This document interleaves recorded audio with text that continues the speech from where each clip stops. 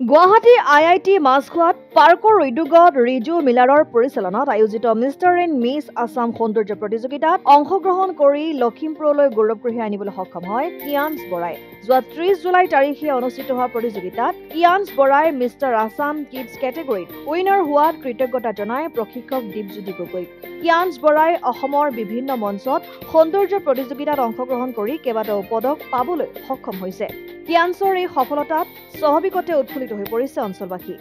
লখিমপুৰৰ পৰা ৰাহানুদ্দিন আহমেদৰ ৰিপৰ্ট, অসম আদিত্য। NKS হুণ্ডাইলৈ স্বাগতম। নৰ্থ ইষ্টৰ প্ৰথম GDSI 2.0 ফিচাৰ্ছ ডিলাৰ হৈছে NKS হুণ্ডাই। অত্যাধুনিক সা সুবিধাৰে তৈয়াৰী মষ্ট আপডেটেড হুণ্ডাই ডিলাৰ এতিয়া ডিব্ৰুগড়ত।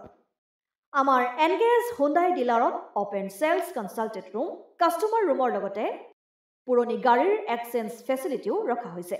ইয়াত সেলছৰ লগতে সাৰ্ভিস সেক্টৰৰ সুন্দৰ সুবিধা আছে। প্ৰয়োজনীয় সকলো এডভান্স টুলছ, হুইল বেলেন্সিং, এলাইনমেন্টৰ অত্যাধুনিক machine, post hydraulic lift, fully trained man পাৱাৰৰ লগতে nitrogen gas filling facility, fully automatic car washer ফেচিলিটিও আছে।